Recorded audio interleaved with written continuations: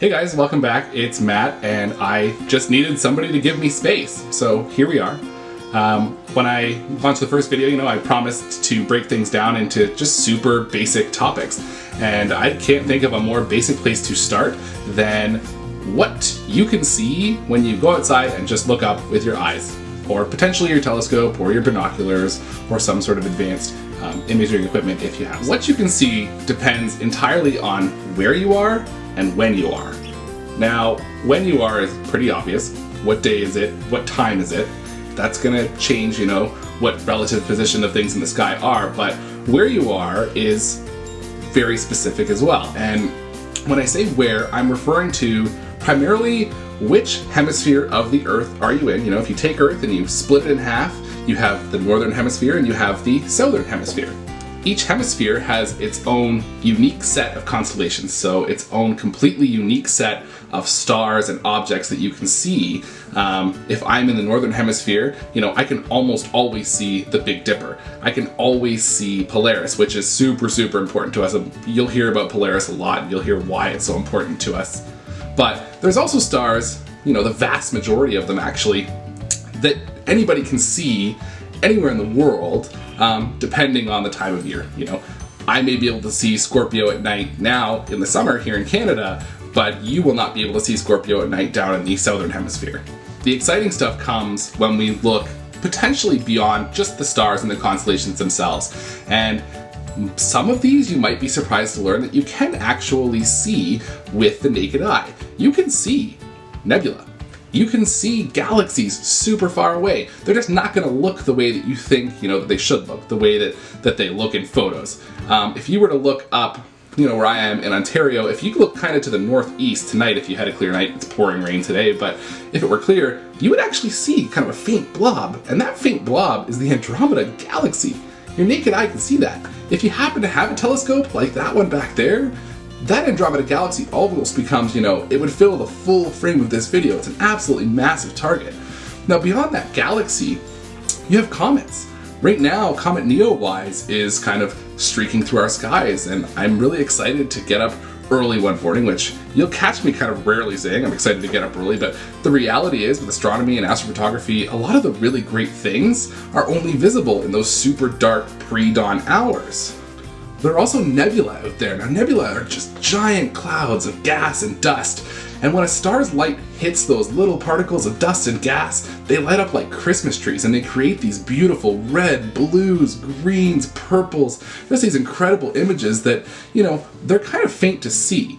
They're actually really big in the sky. If you were to take the Orion Nebula, for example, if you have a full moon up in your sky, the Orion Nebula is actually a little bit larger, but because those particles are so small and so faint, you do need, something like a camera that can take in a ton of light and really bring those particles and that light to life in your photos. Now, to see these things, you have to know where they are. You have to know where to look. And there's some really, really basic techniques that I recommend you just start with from the beginning, and that's simply just learning kind of what the major constellations are. For me, the first easily recognizable constellation that I had was the Big Dipper.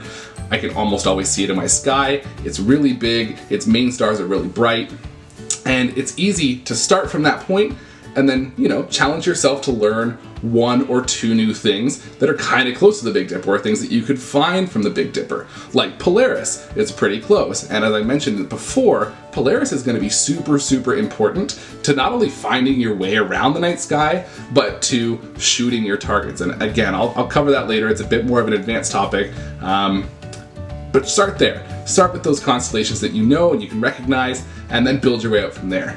When you're ready, you can look into purchasing some literature. Now, this was given to me by a friend of mine. She's actually, she comes in and visits just next door. And this is great because it has, not only does it have a full star chart for the northern hemisphere, you just set the month, the day, and it's going to tell you what to expect to see in the night sky, but it also included these really cool cue cards. So you can just kind of study and learn and see, what different objects are up there. Now is an easy way to get started if you prefer something physical to have, maybe that you can take on a camping trip with you, read through the day, and then put into practice at night. But there are also a ton of apps out there. You can look at an app. The one that I use is called SkyGuide. SkyGuide's available for iOS, it's available for Android. It uses your device's built-in GPS to locate your exact position. It already knows the time, and it can show you, just by pointing it, using the compass, the accelerometer in that device, it'll tell you exactly what you're looking at. These apps, most of them are free. They're really, really cool and really easy ways to find out exactly what you're seeing. So I encourage you to get out there. Don't be afraid to get to know the night sky, and start with the basics. Again, I shared in my first video, one of the most common mistakes that I made was having these super high expectations. Don't have super high expectations for yourself. If you can get out there, most of you probably know exactly what the Big Dipper looks like already. That's great. So challenge yourself to, again, find something out and around the Big Dipper that you're not super familiar with. You can go ahead and learn about the mythology of that. Figure out, what the people of the past thought of these constellations, the stories that they created to represent what these constellations were trying to tell us. That's going to be a great place for you to start, just with the naked eye. If you want, if you got a telescope, you can go ahead and park it around and kind of look for more detailed objects. I will talk about those in an upcoming video. We'll just talk about some great beginner targets like the Orion Nebula in the winter. Again, if you're in the southern hemisphere, you can actually probably see the Orion Nebula right now, which is great. It was one of my first targets and it blew my mind. For those of you here in the northern hemisphere, at nighttime right now, we have a really, really great showing of the planets. Mainly Jupiter, Saturn's kicking around, Mars is kicking around, so you can see these objects up in the sky. You can tell that they're not quite stars. They look a little bit different. They're bright, they're really rich reds, or they're kind of orange, and they're a little bit bigger than the other stars. So go out, figure out, how are these things moving across the sky? Download an app if you need to, pick up some books. It's the easiest place to start, and once you've got that basic understanding of the night sky down, you're ready to dive into, deeper astronomy. You're ready to dive into some astrophotography, where you can start trying to capture some of the things that maybe sit behind these, or the things that sit around them. That's the great thing. Most of the galaxies, nebulas, the really cool things that people are photographing in space have addresses, and those addresses are typically something like can be found in the constellation of Sagittarius. So if it's summer, I'm going to look to the south at about 11 o'clock, and Sagittarius should be somewhere around here. I'm going to be able to shoot XYZ nebula.